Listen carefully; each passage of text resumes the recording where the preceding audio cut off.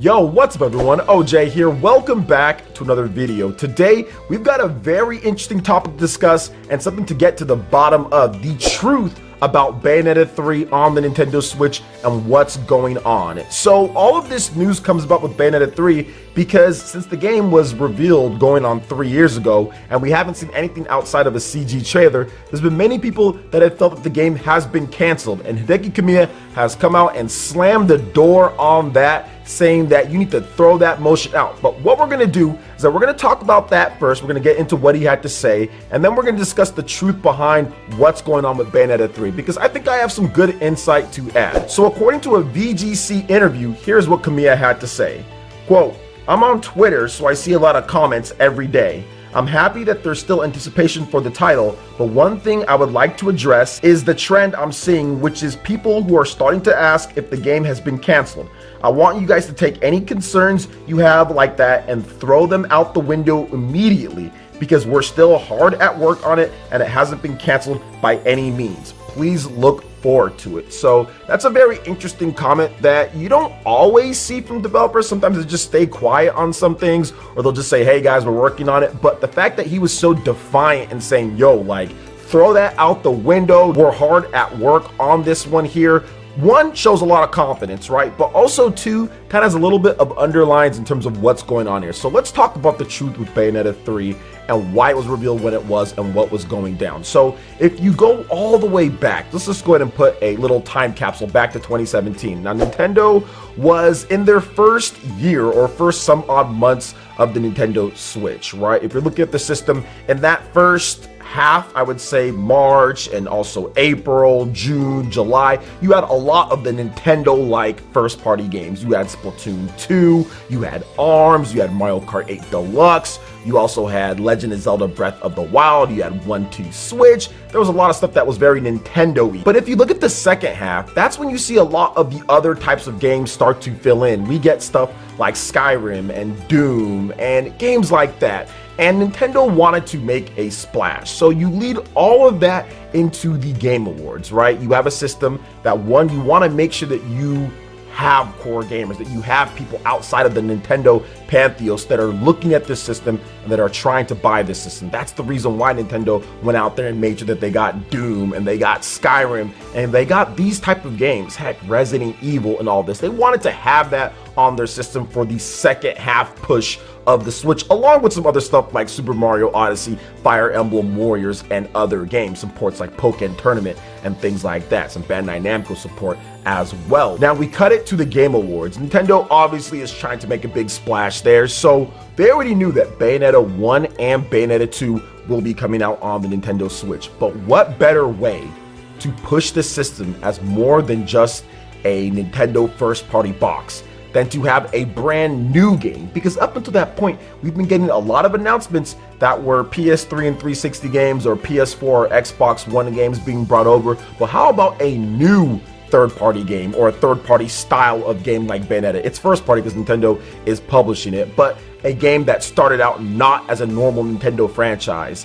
How about something new? And that's what Bayonetta was. It was essentially announced way too early, but the reason why they announced it that early is, one, they wanted to drive the hype for Bayonetta 1 and 2. They knew good and well that if you just put Bayonetta 1 and 2, people are going to be like, all right, well, they're just ports. We've played them before. PS3, 360, whatever the case is. We had it on the Wii U, Bayonetta 1 at least, and Bayonetta 2 of course was a Wii U exclusive, but what else is going to be coming? So in order to drive that hype to get people to not only buy the Nintendo Switch and also Bayonetta 1 and 2, they had to announce something in order to kind of top that, right? In order to kind of go a bit further. It was a great marketing type of ploy for the Nintendo Switch itself, saying, hey, we've got more than just ports coming over. We've got Bayonetta 3, a brand new game, and it was good marketing for Bayonetta 1 and 2 on the Nintendo Switch, because now you're saying, wait a minute, I can get the whole trilogy of games, 1, 2, and 3 on the Nintendo Switch. Okay, I'm a big fan of Bayonetta, so I'm just gonna go ahead and buy the Switch, get Bayonetta 1 and 2, play those, and Bayonetta 3 will be out at some point when it comes down to it. So it was more of a timing and marketing type of thing more so than anything else, right? It's to get Bayonetta on the Switch. It's to get people moved over. They saw what happened with all the commotion, with all the PlayStation and Xbox fans, because that's where Bayonetta started. And if you're trying to get people to buy your system, what do you need to do? Obviously, you're going to have to get some of those games and those franchises that people like on other systems that's not normally on your system, right? And the Wii U, obviously, that did not do so well on the market. So they have a popular system with the Switch. So it was the perfect storm of opportunity, and also with the ports coming with Bayonetta 1 and 2 in order to make that announcement. That's the reason why the announcement was made. Not because they were knee deep into development and everything was ready to go and they'd been working on it for years or anything like that. No, that was not the case. It was a marketing type of thing to push the Nintendo Switch more, and also to sell Bayonetta 1 and 2 to make the franchise even bigger. They want to get this franchise to where it's a big seller. They want to get it above where it was beforehand. And the way to do that is to, one, have a popular system, right? Like the Nintendo Switch, but two, to get a lot of people that normally buy your Nintendo system in order to buy into it. And that's exactly what happened. Sales were very good for Nintendo in that December. And that's exactly what happened. That Game Awards really did help out, along with everything that Nintendo also had. People were buzzing about Bayonetta 3. People were buzzing about other games being announced as well. It was just nuts to see the reactions from people and to see what was coming, right? Like Bayonetta 1, 2, and also 3, brand new system, other games coming as well. It was hype and it worked. So that's the reason why the game was announced that early. They were probably in pre-production. So they probably just started sometime that year with some concepts and what they're going to do, the story and all of that. But hardcore production of the game probably didn't start until 2018. So if you look at it, it's not too long since the game has been in development. Some people are treating it as if Bayonetta has been known for like 5 or 6 years or something like that. So, oh my gosh, it's canceled, we haven't seen it. No, it's only pretty much been 2 years in development, with full-blown development. Otherwise, it was just pre-production in 2017. So that was the reason why it was announced early. And once again, it worked at that time. The reason why Kamiya wants to come out there and say that is because they know they have an excellent game. They know they have something different and something special. And to be honest, I think they want to reveal it at a time to where it is right? If you look at Bayonetta 1 to Bayonetta 2, that game had such a weird development production phase because Sega not wanting to publish it, then going over to Nintendo. But the game is very similar, right? They took everything that was good about Bayonetta 1 and said, okay, let's just make this even better with Bayonetta 2. So that's what they did. But Bayonetta 3, Hideki Kamiya has already came out and stated, and also Platinum Games, that this is going to be something different. This is going to be something new. They want to make the best action game ever. They want to make that next leap. Like when you first played Bayonetta 1 back on the Xbox 360, or if you played the PS3 version, that one was kind of horrible. But whenever you played Bayonetta, the good versions of the game, and you were like, wow, this is something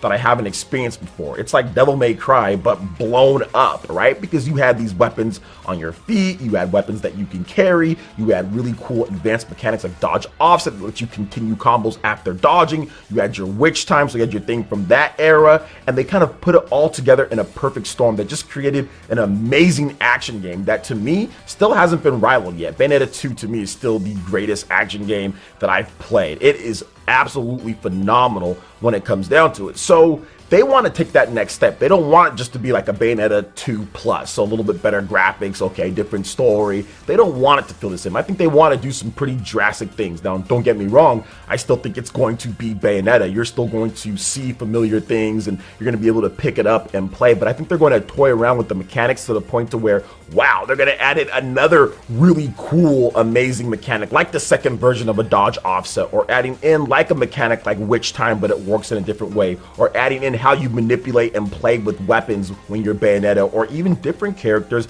added into the mix here. So to me, they really want to take that next step, and great games take time. So really, it's about 2 years of production, and going on 3 if you want to count the pre-production at the very end of the year, so we'll get there by the end. But that's why I think that the game is going to be revealed sometime this year. I think that they are going to say, okay, here's the first gameplay trailer, here's what we're doing with the game, give us some information, and say look forward to it either at the end of the year or look forward to it sometime early 2021. So that would be the normal development time for a game, guys. It's going to take about 3 to 4 years to make a game as good. If you want to make a game that tops Bayonetta 2, you're going to need about 3 years or so to make that game, pre-production included or not. You're going to need about 3 years. So it's okay with me that they're taking their time. They're making sure that this is going to be a great game. But when we do see it, I think it's going to be something special, and it's going to be well worth the wait. So what are you guys' thoughts when it comes to Bayonetta 3 and what Kamiya had to say, and also my thought process on Bayonetta 3 and how it's being handled? Let me know your thoughts in the comment section below. All right, guys, that wraps it up for this video here. Check out the links in the description. We've got Twitter. Go and give us a follow on there.